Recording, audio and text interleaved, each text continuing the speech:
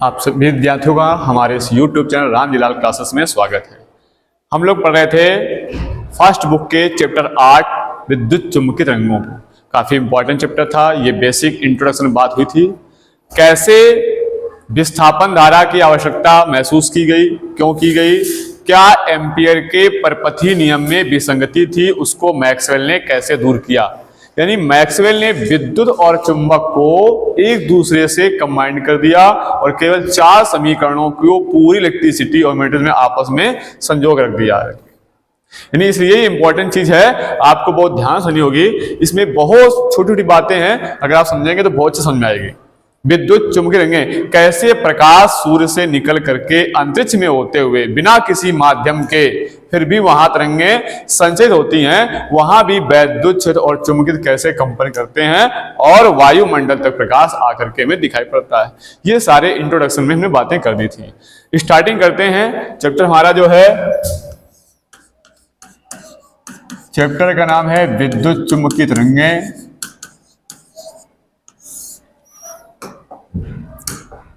हम लोग इसको पढ़ते हैं विद्युत चुम्बकीय तरंगें,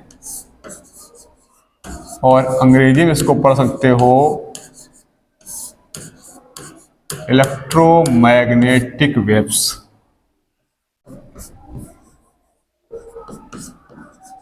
इलेक्ट्रोमैग्नेटिक वेव्स, EMW। क्या होती हैं विद्युत चुम्बकीय तरंगें? इनको समझने के लिए मैक्सवेल ने एक कॉन्सेप्ट समझाया है। ये पूरा चैप्टर मैक्सवेल के ऊपर बेस है भाई। ये एक वैज्ञानिक हैं जिन्होंने नई क्रांति लाई है और प्रकाश के बारे में ये बात सिद्ध कर दी कि प्रकाश क्या है, एक विद्युत चुम्बकीय तरंग है। किस प्रकार से क्या हुआ है, पूरी घटना को समझेंगे इस चैप्टर में। इस चैप्टर की स्टार्टिंग होती है विस्थापन धारा से। किससे स्टार्टिंग होती है? विस्थापन धारा से, डिस्प्लेसमेंट करंट से। क्या होती है विस्थापन धारा? ये हमारे लिए एक नई करंट है। ये कोई नई करंट नहीं है, ये एक कॉन्सेप्ट को समझाने के लिए इस करंट को लाया गया मैक्सवेल द्वारा। क्योंकि इससे पहले ये बात फिक्स थी कि अगर कोई चुंबक होता है तो उस चुंबक का काम होता है अपने चारों ओर एक चुंबकीय क्षेत्र उत्पन्न करना। हम चुंबकीय क्षेत्र इससे पहले 2 तरीके से जानते थे। कौन 2 तरीके थे? एक तो हमारा चुंबक होता है जो चुंबकीय क्षेत्र उत्पन्न करता है, और दूसरा होता है धारावाही चालक तार। अगर किसी तार में धारा बहती है तो उसके चारों ओर भी एक चुंबकीय क्षेत्र उत्पन्न होता है। यानी चुंबक का काम क्या है? चुंबक का काम है चुंबकीय क्षेत्र उत्पन्न करना। इसी प्रकार से किसी धारावाही चालक तार का काम भी है। अगर कोई धारावाही चालक तार है तो उस तार का भी काम है अपने चारों ओर चुंबकीय क्षेत्र उत्पन्न करना। अब यहां से एक नई चीज को आप सीखेंगे जिससे चुंबकीय क्षेत्र उत्पन्न हो जाता है। ये थोड़ा सा फैराडे के नियम में अगर आप जाएंगे तो आपको बात समझ आएगी, और कैसे नए तरीके से चुंबकीय क्षेत्र उत्पन्न करते हैं ये बात समझनी है। 2 तरीके आपके पास पहले से ही हैं। एक चुंबक, ये अपने चारों ओर क्या बनाता है? चुंबकीय क्षेत्र। और एक धारावाही चालक तार हो, ये भी अपने चारों बनाता है चुंबकीय क्षेत्र। अब जरा चलते हैं थोड़ा फैराडे के नियम से। आइए,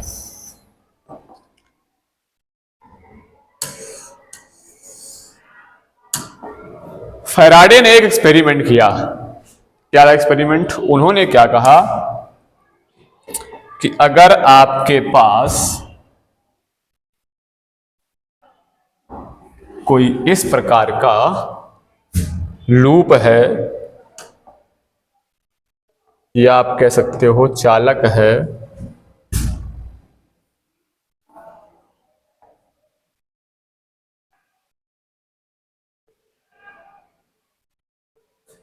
थोड़ा इसको ऊपर शिफ्ट कर देगा।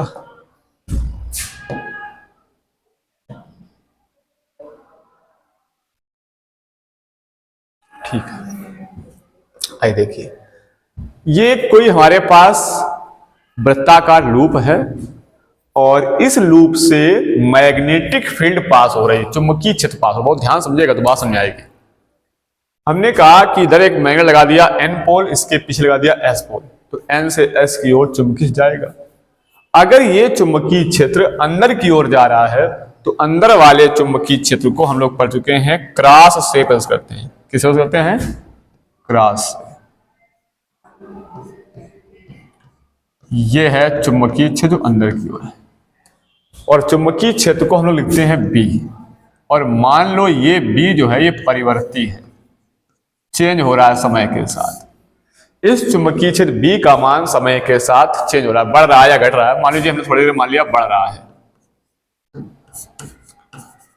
ये बढ़ रहा है। अब क्या होता है,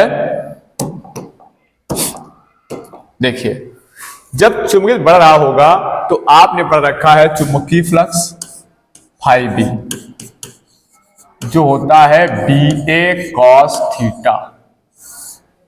आपको ये पता है कि जो फ्लक्स है ये 3 तरीके से चेंज हो जाता है। B के चेंज होने पर फ्लक्स चेंज हो जाता है, क्षेत्रफल A के चेंज होने से फ्लक्स चेंज हो जाता है, और कोण थीटा के चेंज होने पर भी फ्लक्स चेंज हो जाता है। और अगर कहीं चुंबकीय फ्लक्स में परिवर्तन हुआ, पीछे टॉपिक आप पढ़ के आए हैं विद्युत चुंबकीय प्रेरण, अगर चुंबकीय फ्लक्स में परिवर्तन हो गया तो इस परिवर्तन की वजह से उत्पन्न होता है एक प्रेरित विद्युत वाहक बल, एक EMF उत्पन्न हो जाता है। ये बात आप पढ़ चुके हैं। और वो अगर लूप क्लोज है तो उसमें एक बन जाती है प्रेरित धारा। इसका पूरा चैप्टर पढ़ चुके हैं विद्युत चुंबकीय प्रेरण। कहीं भी फ्लक्स चेंज होगा, प्रेरित विद्युत वाहक बल बनेगा, उससे बन जाएगी प्रेरित धारा। और फ्लक्स चेंज करने के आपके पास 3 तरीके हैं, B, A और थीटा। अगर B चेंज होगा तो फ्लक्स चेंज हो जाएगा, A चेंज होगा तो फ्लक्स चेंज हो जाएगा, थीटा चेंज होगा तो फ्लक्स चेंज हो जाएगा। ये इसका एरिया है, मान लो फिक्स है, केवल B हमने चेंज किया, कोई कोण चेंज हो नहीं जाएगा, घूम तो रहा नहीं है जो कोण चेंज हो रहा हो। कोण भी फिक्स है, केवल B का मान चेंज हो रहा है। जब B का मान चेंज होगा तो फ्लक्स का मान चेंज हो रहा होगा। फ्लक्स चेंज हुआ तो इसमें क्या बन जाएगा? प्रेरित विद्युत वाहक बल, और ये क्लोज सरफेस है तो क्या बन जाएगी? प्रेरित धारा। यानी इस लूप में एक करंट बन जाएगी।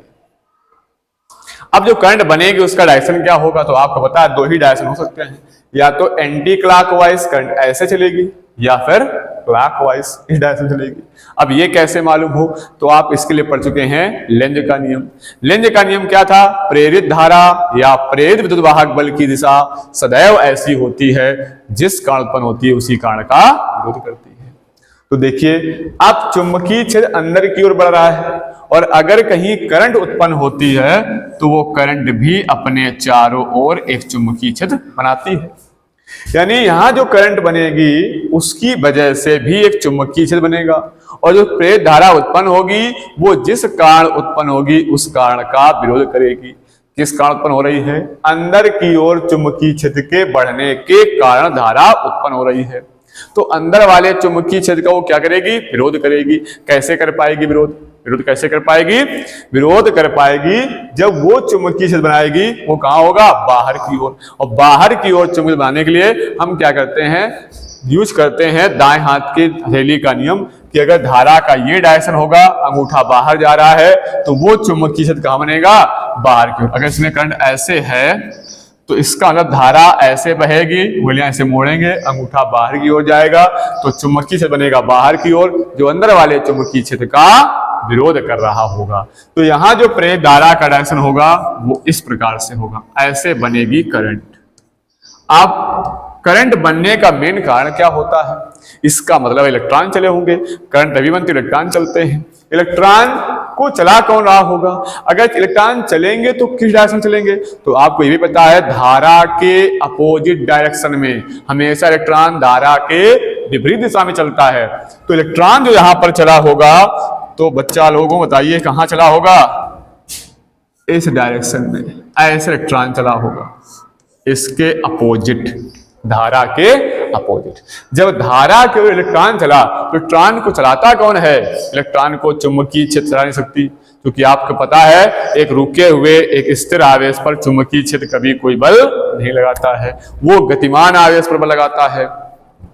यहां इलेक्ट्रॉन चला है, इस धात्विक गोले में इलेक्ट्रॉन थे, वो इलेक्ट्रॉन चले हैं, तो चलाए किसने हैं? उनको चलाने वाला यहां पर होगा वैद्युत क्षेत्र। क्योंकि आपको पता है अगर कहीं पर वैद्युत क्षेत्र होता है तो अगर उस वैद्युत क्षेत्र में कोई धन आवेशित वस्तु होती है, अगर कोई धनावेशित वस्तु होती है तो उस पर एक बल लगता है F बराबर EQ, वो वैद्युत क्षेत्र की दिशा में लगता है। और अगर कोई ऋण आवेशित वस्तु होती है तो उस पर भी बल लगता है, लेकिन वो वैद्युत क्षेत्र के विपरीत दिशा में लगता है। तो यहाँ इलेक्ट्रॉन नेगेटिव चार्ज है, इस पर जो वैद्युत बल लगेगा EQ कहाँ लगेगा? वैद्युत क्षेत्र के विपरीत, यानी इलेक्ट्रॉन जिस पर जा रहा है उसका उल्टा होगा बल, उल्टा होगा वैद्युत क्षेत्र। तो अगर E इस साइड जा रहा है, ठीक है, इलेक्ट्रॉन ऐसे आ रहा है, ये इलेक्ट्रॉन आ रहा है आपका, ये इलेक्ट्रॉन आ रहा है, ये इलेक्ट्रॉन जाएगा ऐसे। अब इसके उल्टा होगा वैद्युत क्षेत्र, तो वैद्युत क्षेत्र डायरेक्शन क्या होगा? तो वैद्युत क्षेत्र का जो डायरेक्शन होगा वो इस प्रकार, इलेक्ट्रॉन इधर होगा तब वैद्युत क्षेत्र इधर होगा, इलेक्ट्रॉन नीचे आ रहा होगा उस टाइम वैद्युत क्षेत्र ऐसे होगा, इलेक्ट्रॉन इधर जा रहा होगा उसमें वैद्युत क्षेत्र ऐसे होगा, इलेक्ट्रॉन इधर जाएगा उसमें वैद्युत क्षेत्र ऐसे होगा। तो आपने क्या देखा, इससे सीखा क्या, इससे मिला क्या हमें? इससे हमें मिला ये कि एक चुंबकीय क्षेत्र था केवल पहले, जो समय के साथ चेंज हो रहा था, बढ़ रहा था, परिवर्ती था, और उसकी वजह से एक बन गया वैद्युत क्षेत्र। यानी एक चुंबकीय क्षेत्र भी वैद्युत क्षेत्र उत्पन्न कर सकता है। और कैसा है? देखो, चुंबकीय क्षेत्र का डायरेक्शन ऐसे था, लंबवत अंदर की ओर, और इसके वैद्युत कैसे बना? ऐसे बना, ऐसे बना, ऐसे बना, ऐसे लंबवत बन रहा है। इसके साइक्लिक एक पूरे साइकिल पूरा कर रहा है विद्युत क्षेत्र, इसके लंबवत वैद्युत क्षेत्र बन रहा है। यानी यहां से एक कॉन्सेप्ट बन के आया, ध्यान सुनिए, कॉन्सेप्ट क्या बना कि एक परिवर्ती चुंबकीय क्षेत्र, इस कॉन्सेप्ट को ध्यान समझिएगा कि एक परिवर्ती वैद्युत क्षेत्र,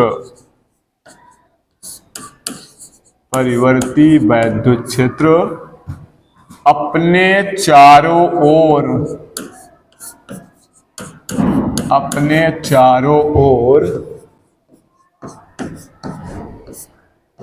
एक लंबवत वैद्युत क्षेत्र उत्पन्न करता।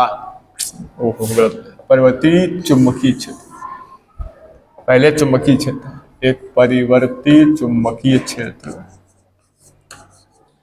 अपने चारों ओर एक लंबवत चुंबकीय क्षेत्र, तो एक लंबवत वैद्युत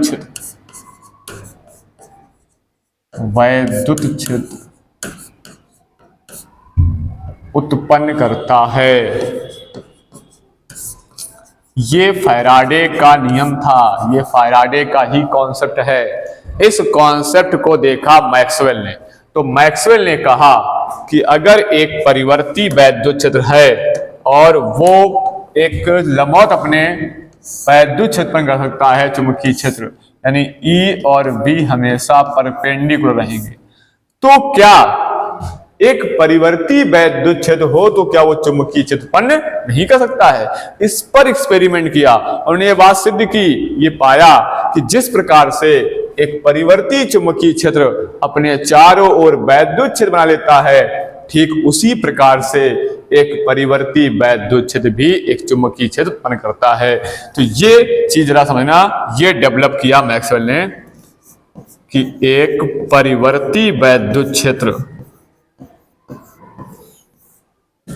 एक परिवर्ती वैद्युत क्षेत्र अपने चारों ओर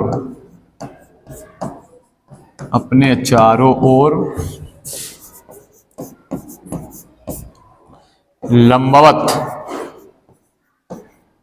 चुंबकीय क्षेत्र उत्पन्न करता है, अपने चारों ओर लंबवत चुंबकीय क्षेत्र उत्पन्न करता है। ये बात आप ध्यान से समझिए, यहां के कॉन्सेप्ट को समझिए।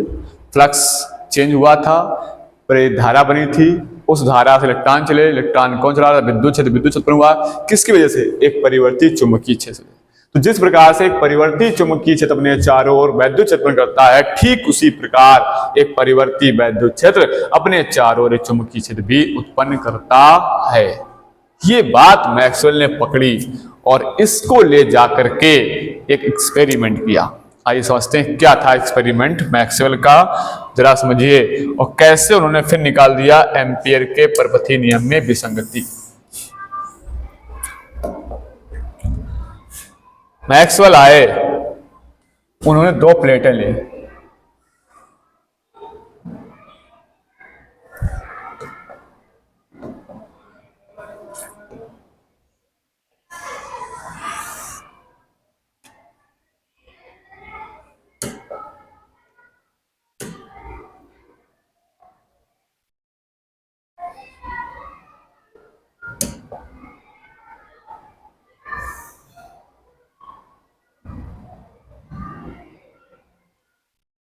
ऐसी दो प्लेटें ली मैक्सवेल ने, धात्विक प्लेटें थी, और उनको जोड़ दिया एक बैटरी से।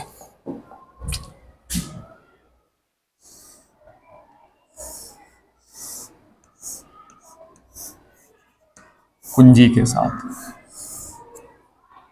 और जैसे ही यहां कुंजी दबाई तो इसमें एक फ्लो हो गई करंट आई।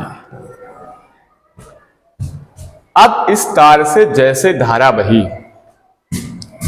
कुंजी जैसे उन्होंने ऑन किया, इसमें करंट फ्लो हुई, और जैसे ही करंट फ्लो हुई तो आपको पता है जब किसी चालक तार में, ध्यान समझिए मैक्सवेल का एक्सपेरिमेंट ध्यान समझिए, जब किसी तार में धारा बहती उसके चारों ओर चुंबकीय क्षेत्र उत्पन्न हो जाता है।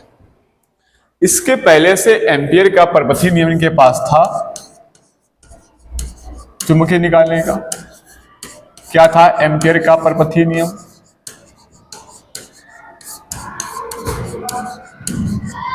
एम्पियर का परपथी नियम था कि कोई भी अगर बंद वक्र है, बंद पृष्ठ है, इस प्रकार से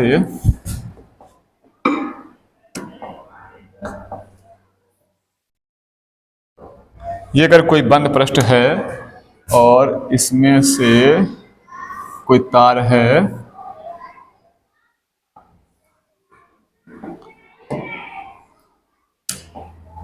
और ये धारावाही तार, अच्छा तार है, तो आर दूरी पर यहां पर ये बी है चुंबकीय क्षेत्र, ये डीएल है। तो एम्पियर ने कहा था किसी बंद वक्र के परतः चुंबकीय क्षेत्र की तीव्रता होती है उसका लंबाई या रेखी समाकलन उस वक्र द्वारा गिरी नेट धारा के म्यू नॉट गुने के बराबर। इस नियम से निकालते हैं चुंबकीय क्षेत्र की तीव्रता। तो यहां पर चुंबकीय क्षेत्र इसके चारों उत्पन्न हो जाएगा, इस नियम से कितना होगा जब निकाल दिया जाएगा। अब जैसे ही यहां पे चुंबकीय चेक किया गया तो इसके चेक का तरीका क्या था कि यहां पे उठाई एक कंपास या एक मैग्नेटिक नीडल और यहां पे लाके रख दी, ये आपकी चुंबकीय सुई होती, इससे हम ज्ञात करते हैं चुंबकीय क्षेत्र। एम्पियर से उन्होंने कहा कि आपका नियम कहता है कि किसी तार में धारा बहती है तो उसके चारों ओर चुंबकीय क्षेत्र करता है। बोले बिल्कुल बात सही है, होता है, यहां दिख रहा है, चुंबकीय सुई रख के देख लीजिएगा। उन्होंने कहा चुंबकीय सुई रख दी, हमने यहाँ पे चुंबकीय निकल आया, ये मान लीजिएगा पॉइंट P है और यहां पर इतना चुंबकीय क्षेत्र आपका है। लेकिन क्या इस पॉइंट पे दोनों प्लेटों के बीच में कोई चुंबकीय क्षेत्र है? तो एम्पियर के नियम के आधार से सिद्ध हुआ कि यहां पर कोई चुंबकीय क्षेत्र नहीं है। क्यों नहीं है? क्योंकि यहां पर करंट नहीं है, इस जगह पर कोई करंट नहीं है, इसलिए इनके कहने के अनुसार जब यहाँ करंट जीरो कर देंगे तो ये पर जीरो हो जाएगा, तो यहाँ पर कोई चुंबकीय क्षेत्र नहीं है इस पॉइंट, मान लो पॉइंट Q। लेकिन मैक्सवेल ने क्या किया, ये मैग्नेटिक नीडल कंपास को जब यहां रखा इस जगह पर, तो जिस प्रकार से ये मैग्नेटिक नीडल चुंबकीय सुई यहां पर विक्षेपित हुई, यहां पर डिफ्लेक्ट हुई, ठीक उसी प्रकार से इस जगह रखने पर यहां पर भी चुंबकीय सुई डिफ्लेक्ट हो गई, विक्षेपित हो गई। और चुंबकीय सुई केवल चुंबकीय क्षेत्र में ही विक्षेपित होती है। यहां चुंबकीय क्षेत्र था इसलिए विक्षेपित हुई, इसका मतलब यहां भी चुंबकीय यहां भी विक्षेपित हुई, और जितना यहां विक्षेपित हुई ठीक उतना ही वहां हुई, और जिस डायरेक्शन में यहां हुई उसी डायरेक्शन में वहां भी हुई। यानी जितनी यहां पे करंट है उतनी वहां भी करंट है। अब यहां तो कोई करंट ही नहीं रही, अब उन्होंने कहा कि आप कहते हैं कि करंट जहां पर है वहां पर चुंबकित है, इस जगह चुंबकित आपको बता रहे हैं, लेकिन इस जगह पर करंट नहीं है, लेकिन यहां तो चुंबकीय सुई विक्षेपित हो रही है, इसलिए यहां भी चुंबकीय है। तो मैक्सवेल से पूछा उन्होंने कैसे चुंबकीय क्षेत्र है, तब उन्होंने अपने एक्सपेरिमेंट को समझाया। पिछले उसी पॉइंट में जाइए कि एक परिवर्ती वैद्युत क्षेत्र अगर है तो समय के साथ क्या करता है कि अपने चारों चुंबकीय क्षेत्र भी उत्पन्न करता है। कैसे, उन्होंने समझाना स्टार्ट किया। बोलो सुनिए,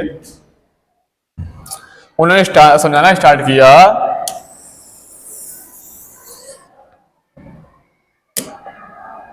कि मान लीजिए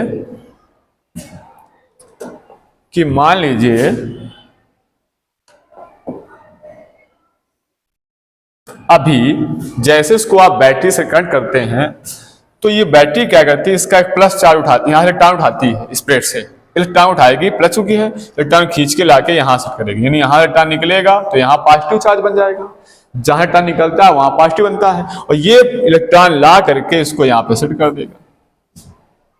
तो देखो प्लस से माइनस की ओर एक बन जाएगा वैद्युत क्षेत्र, बन जाएगा नहीं बन जाएगा। फिर क्या होगा, फिर कुछ देर बाद फिर यहां से इलेक्ट्रॉन निकालेगा, ये प्लस बैटरी है, और यहां ले जाकर फिर सेट हो जाएगी, तो यहाँ प्लस चार्ज यहाँ निगेटिव चार्ज, इलेक्ट्रिक फील्ड बनेगी ऐसे फिर यहां से इलेक्ट्रॉन निकालेगी, यहाँ पॉजिटिव चार्ज यहाँ निगेटिव चार्ज, तो ऐसे क्या होगा, इसके अंदर इलेक्ट्रिक फील्ड बनती जाएगी। और ये इलेक्ट्रिक फील्ड कैसी है, समय के साथ चेंज हो रही है, और समय के साथ चेंज होने वाला जो वैद्युत क्षेत्र होता है, मजा आ गया। देखिए समय के साथ चेंज होने वाला जो वैद्युत क्षेत्र होता है वो अपने चारों ओर एक चुंबकीय क्षेत्र उत्पन्न करता है। ये बात आप सीख चुके थे, ये पहले ही डिस्कवर कर चुके थे मैक्सवेल। उन्होंने अपनी बात चिपका दी कि भैया देखिए जरा, हमने कहा था कि अगर परिवर्ती वैद्युत क्षेत्र है तो अपने चारों चुंबकीय क्षेत्र उत्पन्न करेगा। ये वैद्युत क्षेत्र समय के साथ चेंज हो रहा है, इस वजह से ये अपने चारों ओर एक चुंबकीय क्षेत्र बना रहा है। उस चुंबकीय क्षेत्र की वजह से यहाँ पे चुंबकीय क्षेत्र है, इसीलिए चुंबकीय सुई विक्षेपित हो गई है।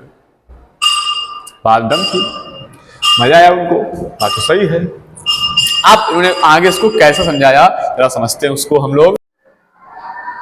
तो यहां से ये तार था, तब तक जो धारा थी उसको हम लोग कहते हैं चालन धारा, आईसी, कंडक्टर करंट।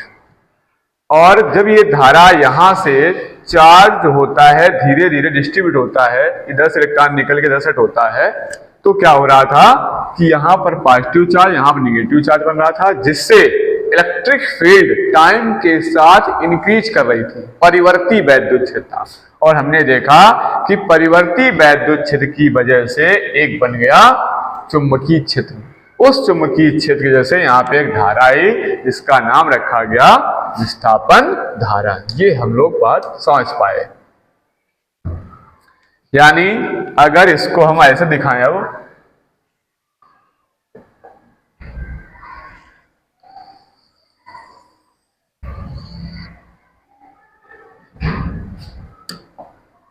यहां देखिए रहा,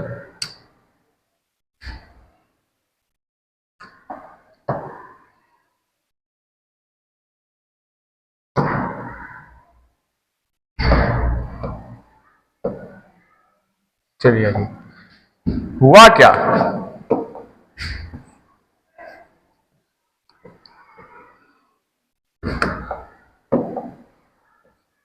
यहां तक हमारा चालक तार था, तो यहां है चालन धारा, इसको चालन धारा कहा गया, और यहां पर धारा विस्थापित हुई, इसको कहा गया विस्थापन धारा।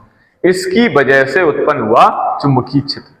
अब ये विस्थापन धारा किसकी वजह आई है, इसका मेन कॉन्सेप्ट रहा है परिवर्ती वैद्युत क्षेत्र। तो अगर इसकी हम डेफिनेशन लिखेंगे कि विस्थापन धारा किसे कहते हैं, तो विस्थापन धारा की डेफिनेशन बनती है कि परिवर्ती वैद्युत क्षेत्र, जो टाइम के साथ वैद्युत क्षेत्र चेंज हो रहा था, परिवर्ती वैद्युत क्षेत्र के कारण एक आभासी विद्युत धारा प्रवाहित होती है, या कहते हो परिवर्ती वैद्युत क्षेत्र के कारण चालन धारा के अतिरिक्त, इस चालन धारा के अतिरिक्त एक आभासी विद्युत धारा प्रवाहित होती है, जिसे विस्थापन धारा कहते हैं। इसका संकेत है ID, और इसका फॉर्मूला बनता है epsilon not d phi e upon dt। अब ये विस्थापन धारा जितनी चुंबकीय से यहां डिफ्लेक्ट हुई थी उतना ही यहां डिफ्लेक्ट हुई थी। इसका मतलब ये है जितनी चालन धारा होगी उतनी ही विस्थापन धारा होगी। यानी इस कॉन्सेप्ट से चालन धारा और विस्थापन धारा को आपस में बराबर होना चाहिए। पूरी कहानी क्या हुई थी कि जैसे जैसे यहाँ पे चार्ज डिस्ट्रीब्यूट हुआ, इलेक्ट्रिक फील्ड बढ़ती गई। इलेक्ट्रिक फील्ड के बढ़ने से उसके चारों चुंबकीय क्षेत्र उत्पन्न हुआ। चुंबकीय क्षेत्र आया कहाँ से, इस बात को लोग स्वीकार नहीं कर रहे थे कि परिवर्ती वैद्युत क्षेत्र की वजह से चुंबकीय क्षेत्र उत्पन्न होता है। जब बहुत सारे लोगों ने इस बात को स्वीकार नहीं किया, यहाँ तक एम्पियर ने भी इस बात को स्वीकार नहीं किया, तो उन्होंने कहा कि जो चुंबकीय क्षेत्र बनता है वो करंट की वजह से बनता है। जब किसी तार में धारा होती है तो धारा की वजह से बनता है चुंबकीय क्षेत्र। तो इस करंट को लेकर के आए मैक्सवेल। उन्होंने कहा ठीक है, अगर आप करंट के विषय से मानते हैं चुंबकीय क्षेत्र तो ना मानिए, करंट बताते हैं हम। तो उन्होंने कहा ये विस्थापन धारा है और ये विस्थापन धारा यहाँ विद्युत क्षेत्रों में विस्थापित हुई है जो इस चालन धारा के अतिरिक्त है। जब तक तार है, ध्यान सुनिए इस बात को, जब तक चालक तार है तब तक चालन धारा है, और जैसे तार खत्म हो गया शुरू हो जाएगी विस्थापन धारा, और जैसे ही फिर तार हो जाएगा फिर बन जाएगी चालन धारा। यानी जहां चालन धारा होगी वहां विस्थापन धारा कभी नहीं होगी, और जहां विस्थापन धारा होगी वहां चालन धारा कभी नहीं होगी। यानी इस जगह तक आपका चालन धारा रहेगी और यहां से चालन धारा, बीच में क्या है, विस्थापन धारा। और ये जो प्लेटें हैं और ये जो प्लस माइनस आप चार्ज देख रहे हैं, तो आप समझ सकते हैं कि ये एक प्रकार का संधारित्र बन रहा है। ये संधारित्र जो प्लेटें बन रही है, एक पर पॉजिटिव चार्ज एक पर निगेटिव चार्ज। तो आप यहां से ये भी आप सीख सकते हैं बात कि संधारित्र के अंदर जो संधारित्र होता है, संधारित्र के अंदर जो धारा होती है वो कौन सी होती है, विस्थापन धारा। यानी ऊर्जा उसमें विस्थापन धारा के रूप में संचित होती है।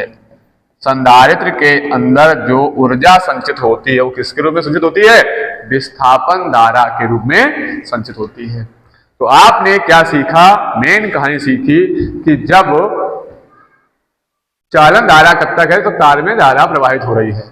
जैसे ही विद्युत क्षेत्र समय के साथ चेंज होता है, समय के साथ विद्युत क्षेत्र चेंज होने की वजह से उसके लंबवत एक बन जाता है चुंबकीय क्षेत्र। उस चुंबकीय क्षेत्र की वजह से यहाँ एक बनती है विस्थापन धारा जिसको कहा गया आईडी।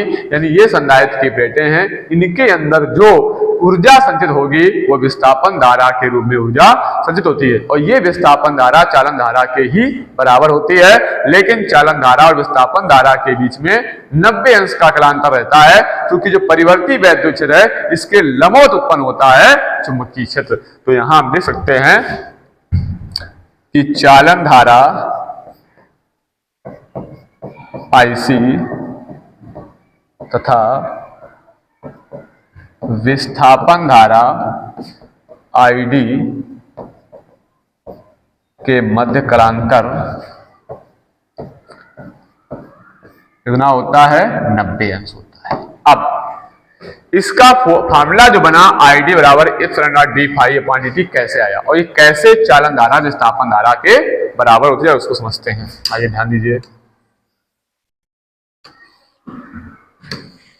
इस फार्मूले को प्रूव करने के लिए फिर एक बार हम लोग फिगर बनाते हैं।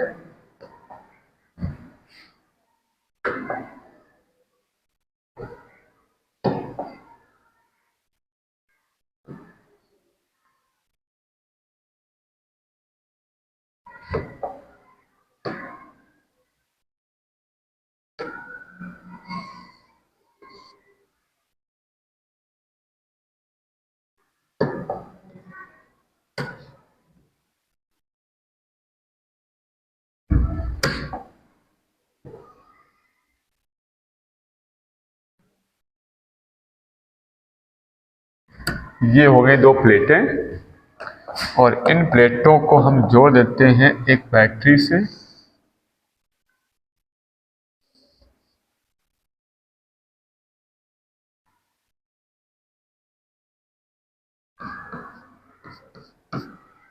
यहां से फ्लो करेगी करंट, इसको कहा गया आईसी। इसको क्या कहा, आईसी कह दिया। और यहां जो करंट होगी बीच में वो करंट है IT।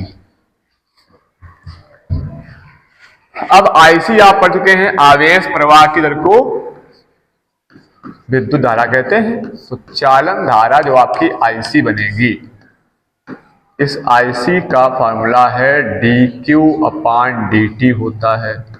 आवेश प्रवाह की दर को विद्युत धारा कहते हैं। आगे जरा समझिए इसको। अब Q क्या है? Q है इस प्लेटों को दिया गया आवेश। जरा आप ध्यान समझिए, इन प्लेटों के बीच विद्युत क्षेत्र निकालेंगे हम। प्लेटों के मध्य विद्युत क्षेत्र की तीव्रता क्या हो जाएगी? तो वो विद्युत क्षेत्र ने पढ़ रखा है E बराबर half sigma upon epsilon not. कहाँ पढ़ा था? गॉस थ्योरम में याद रही आप, जब वहां पे दो प्लेटें थी, दोनों पर समान परिमाण और विपरीत प्रकृति के आवेश थे। इस पर पॉजिटिव चार्ज था, इस पर निगेटिव चार्ज था, तो इनके बाहर तीव्रता शून्य आई थी। यहाँ याद करो, बाहर तीव्रता यहाँ भी शून्य आई थी। जो तीव्रता बनी थी वो अंदर बनी थी, और वो बनी थी E बराबर half sigma upon epsilon not. तो ये है प्लेटों के बीच में वैद्युत क्षेत्र, क्योंकि यहाँ से इस पर पॉजिटिव चार्ज बनेगा, इस पर निगेटिव चार्ज बनेगा। अब हाफ सिग्मा था आवेश पृष्ठ घनत्व, इसका मान लोग पढ़ चुके थे Q/A होता है। तो यहाँ से तीव्रता हो जाएगी Q/A एप्सिलॉन नॉट। अगर Q का मान निकालेंगे तो Q बराबर क्या बन जाएगा? EA epsilon not. ये Q का मान यहाँ रख देते हैं विस्थापन धारा के लिए। तो जब विस्थापन धारा लिखने आए हम लोग ID, तो इस dt ऑफ Q का मान लिखा था हम लोग पास EA epsilon not. EA epsilon not, और एप्सिलॉन नॉट तो कांस्टेंट है, तो ID बराबर एप्सिलॉन नॉट बाहर आ जाएगा। ये बचेगा dt ऑफ EA। और EA क्या होता है आप याद रखिए, फ्लक्स होता है। किसी प्रश्न देने वाला वैद्युत फ्लक्स क्या होता है? E इंटू A होता है। तो ये हो जाएगा फ्लक्स।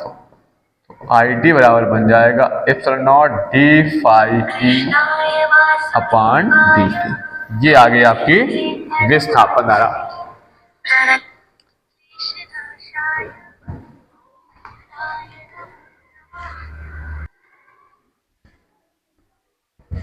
तो यहां से ID की वैल्यू क्या मिल गई? Epsilon not d phi upon dt। ये हमारी होती है विस्थापन धारा।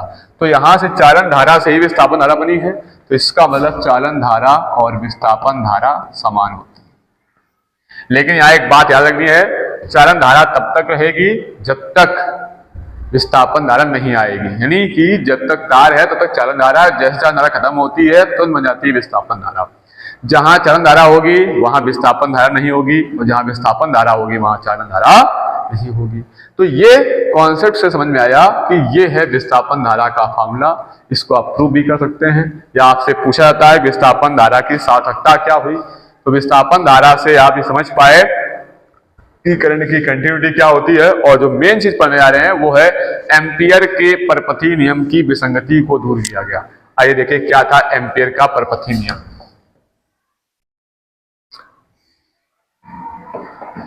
हम लोगों ने पढ़ा एम्पियर का परपथी नियम।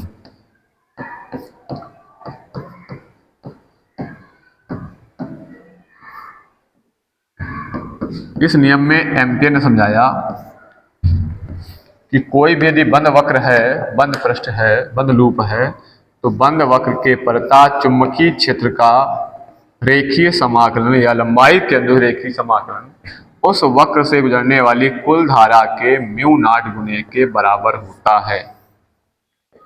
ये एम्पियर ने अपना परपथी नियम दिया। इसमें विसंगति थी, इसको विस्थापन धारा से दूर किया गया। क्योंकि जब यहां समस्या आई थी कि यहां उन्होंने कहा चुंबकीय क्षेत्र तो है, लेकिन क्या यहां चुंबकीय क्षेत्र है, तो उनके हिसाब से यहां चुंबकीय नहीं बन रहा था। तो इन्होंने क्या किया, इसको सही से सेट किया।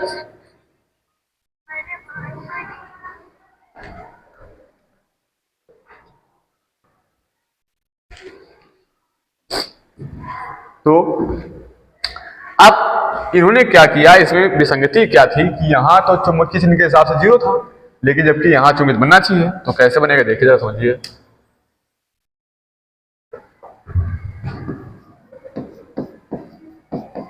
मैक्सवेल के अनुसार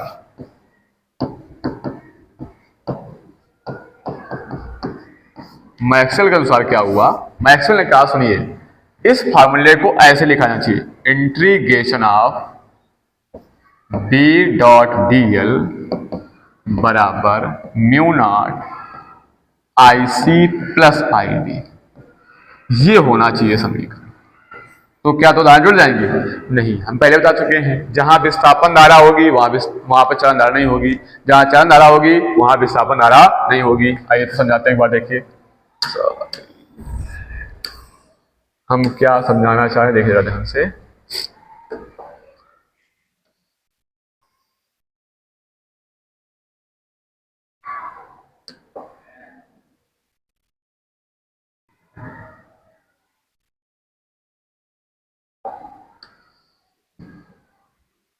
हम ये समझाना चाह रहे हैं आपको, देखिए इसको थोड़ा और खिसका लिया जाए।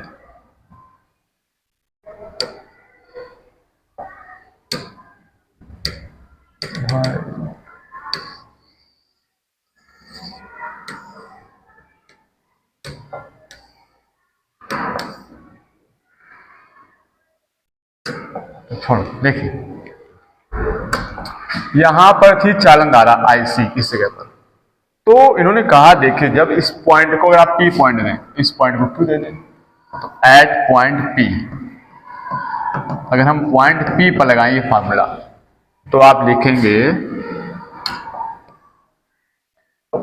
लिखेंगे इंटीग्रेशन ऑफ पॉइंट P के लिए B dot D L mu naught, P point पर केवल चालन धारा है, यहां विस्थापन धारा नहीं है, तो म्यू नॉट यहां पर हो जाएगी IC और इस जगह पर ID का मान हो जाएगा 0, क्योंकि जहां चालन धारा है वहां विस्थापन धारा नहीं हो सकती है, तो यहां हो जाएगा 0। Integration of close surface P point पर B डॉट डी एल बराबर ये बचेगा म्यू नॉट IC, ये है पॉइंट P के लिए, यहां पे चूंकि चल रहा है। और जब आप Q पॉइंट पे आ जाएंगे, इस पॉइंट पर, तो एट पॉइंट Q पे आप क्या देखेंगे, integration of close surface point Q पर B डॉट डी एल बराबर म्यू नॉट, और यहां पर IC 0 है, तो इस पॉइंट पर जो फार्मूला था ये, इसमें IC का मान क्या हो जाएगा, 0 हो जाएगा, तो यहां हो जाएगा 0 प्लस ID, तो इसको लिखेंगे B डॉट डी एल बराबर म्यू नॉट इंटू ID। ये आ गई पॉइंट Q पर चुंबकीय क्षेत्र, तो यहां भी चुंबकीय क्षेत्र है और इस पॉइंट पर भी चुंबकीय क्षेत्र है, तो ये हमारा नियम हो गया सही, जिसने एम्पियर के परपथीय नियम की विसंगति को दूर कर दिया। तो हम लिख देंगे यहां पर कि विस्थापन धारा के आधार पर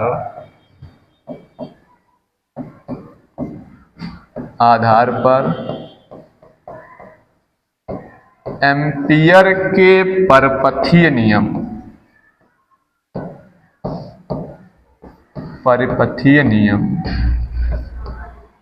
की विसंगति को दूर किया गया,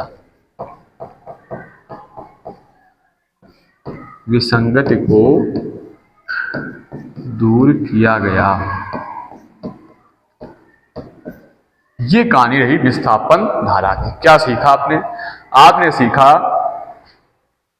कि जो विस्थापन धारा होती है वो समय के साथ परिवर्ती विद्युत क्षेत्र के कारण उत्पन्न होती है, क्योंकि इस कॉन्सेप्ट में यहाँ चुंबकीय क्षेत्र मिल रहा था, जबकि एम्पियर के परपथीय नियम से यहाँ चुंबकीय क्षेत्र 0 आ रहा था। ये चीज को सही करने के लिए मैक्सवेल ने एक कॉन्सेप्ट लाए विस्थापन धारा, और विस्थापन धारा के आधार पर ये कॉन्सेप्ट सही क्लियर हुआ। तो यहाँ से कंटिन्यूटी ऑफ करंट भी जो कॉन्सेप्ट था वो भी सही आया, और यहाँ पर विस्थापन धारा से एम्पियर के परपथीय नियम की विसंगति को भी दूर किया गया।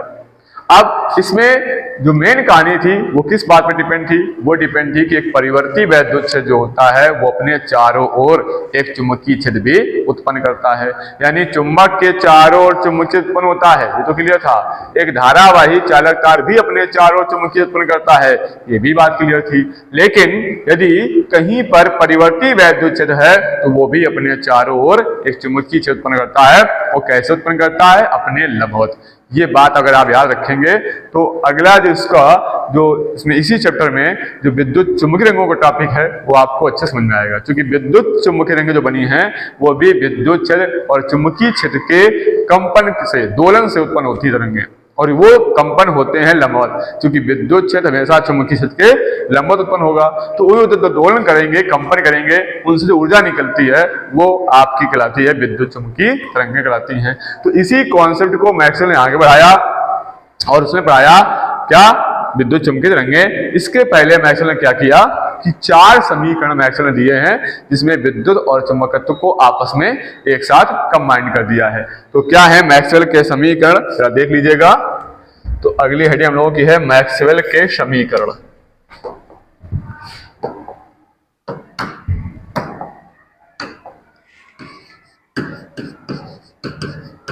मैक्सवेल के समीकरण।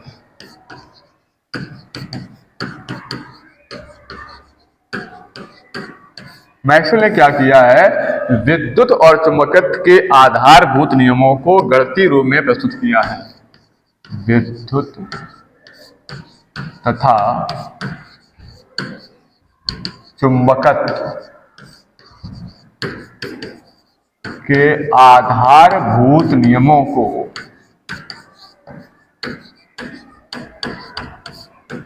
गणितीय रूप में प्रस्तुत किया।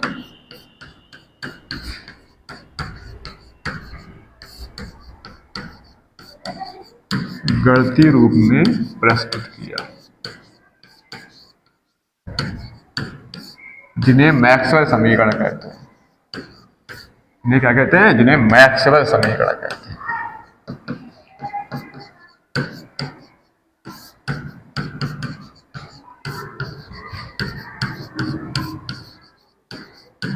और मैक्सवेल के 4 समीकरण, ये समीकरण है 4।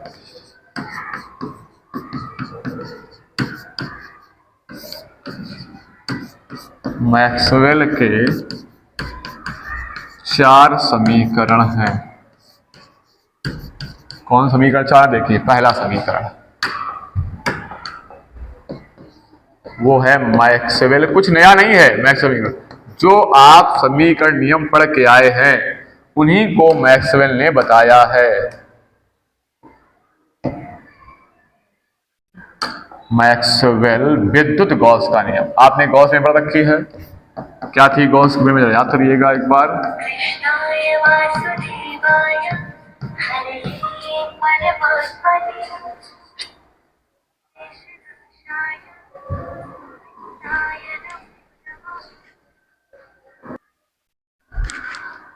जो विद्युत गॉस की नियम हमने पढ़ी गॉस में, क्या पढ़ी गॉस में? कि किसी बंद पृष्ठ से गुजरने वाला कुल वैद्युत फ्लक्स पृष्ठ द्वारा गिरे नेट आवेश का 1/ε0 गुना होता। आपने पढ़ा गॉस का नियम आप पढ़ चुके हैं कि फाई ई बराबर Q/ε0।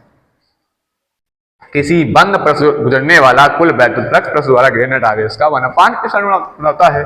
ये गॉस ने कहा। मैक्सवेल ने इसको समीकरण रूप में दिया कि इंटीग्रेशन ऑफ E.dA, चूंकि E.dA निकालोगे फाई आ जाएगा। कैसे आ जाएगा? आपको पता है फाई E बराबर होता है EA cos थीटा, जिसको हम फाई देते हैं E.A,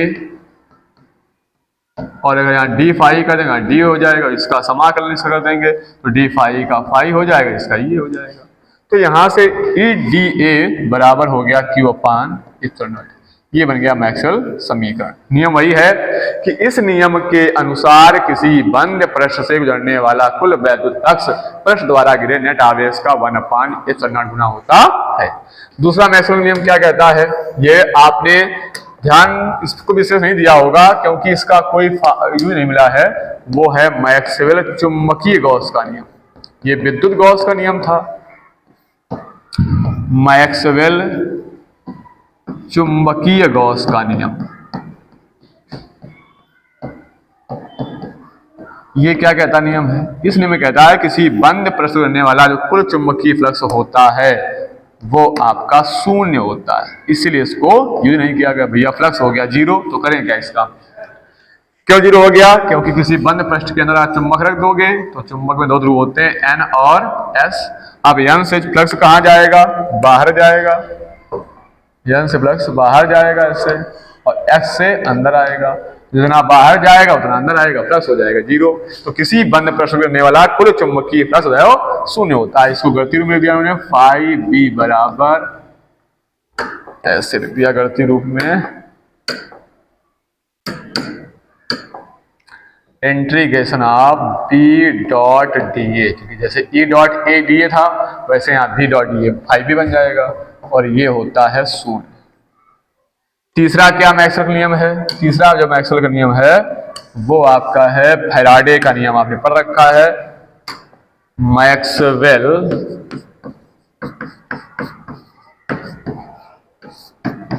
विद्युत चुंबकीय फैराडे का नियम। विद्युत चुंबकीय फैराडे का नियम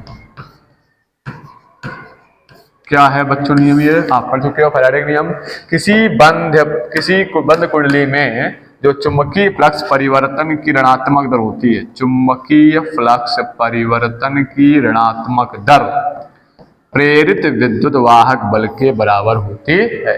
इसको गणित में लिखेंगे तो E डॉट डी एल, ये कैसे हो गया? E dot D L, E L बन जाएगा वैद्युत क्षेत्रीयता विभवांतर में संबंध, E बराबर V अपॉन D होता है, V बराबर E इंटू डी बन जाएगा। तो इस V को दिया गया है E इंटू एल, जब इसका समाकलन डी एल करेंगे तो एल आ जाएगा। इसको E V विभवांतर कह सकते हो या विद्युत वाहक बल E कह सकते हो, बराबर minus d phi B upon d t, ये बन जाएगा समीकरण। नियम वही है, किसी कुंडली में चुंबकीय फ्लक्स परिवर्तन की ऋणात्मक दर प्रेरित विद्युत वाहक बल के बराबर होती है। एक और चौथा समीकरण है, वो भी आपने पढ़ रखा है, अभी बता भी चुके हैं, मैक्सवेल का एम्पियर का परपथी नियम। मैक्सवेल एम्पियर का परपथीय नियम, एम्पियर का परिपथीय नियम। कई बार इसको आपने पढ़ा, इस पूरे चैप्टर में यही बात होती रही कि कोई अगर बंद वक्र है उसके परता चुंबकीय क्षेत्र का जो लंबाई के अंदर रेखीय समाकलन होता है, एम्पियर ने कहा था बी डॉट डी एल बराबर म्यू नॉट इंटू आई, जबकि इसको मैक्सवेल लिखते हैं। क्या नियम रहेगा? लिखेंगे आप, लिखेंगे इस नियम के अनुसार किसी बंद वक्र के परता चुंबकीय क्षेत्र की तीव्रता का लंबाई के अंदर रेखीय समाकलन उस वक्र द्वारा घिरी नेट धारा के म्यू नॉट गुने के बराबर होता है। मैक्सवेल के अनुसार क्या लिखेंगे इसको? मैक्सवेल के अनुसार इसको लिखेंगे integration of close surface B dot D L बराबर mu naught I C plus I D. अभी इसके बारे में बता चुके हैं ऊपर, आप अच्छे समझ सकते हो। ये थे मैक्सवेल के चार समीकरण। मैक्सवेल ने विद्युत और चुंबक को एक दूसरे में जोड़ दिया और चार समीकरणों में पूरी विद्युत चुंबक को बांध के रख दिया। ये समीकरण आपने पहले भी पढ़ रखे हैं, यहाँ भी आपको बता दिए, इसे शॉर्ट बता दिया है, आप पढ़ सकते हो, तैयार कर सकते हो उनको। अब इस चैप्टर में बचा है विद्युत चुंबकीय तरंगें और विद्युत चुंबकीय स्पेक्ट्रम और तरंगों का जो स्पेक्ट्रम, उनकी आवृत्ति वगैरह, ठीक है, और उनके अवलक्षण तरंगों के। तो तब तक के लिए इस वीडियो को इस अच्छे से वॉच लीजिएगा ताकि विद्युत चुंबकीय तरंगों वाला टॉपिक है आपको अच्छे से क्लियर समझ में आ जाए। तो अब वीडियो अच्छा लगे लाइक और शेयर कीजिएगा, दोस्तों के साथ खूब शेयर कीजिए, क्योंकि वीडियो अगर आपको अच्छा लग रहा है इसका मतलब है कि इसमें बहुत सारी इंपॉर्टेंट चीजें आपके लिए आई हैं और बोर्ड एग्जाम के लिए ये यूजफुल हो सकती हैं। Thanks for watching my video.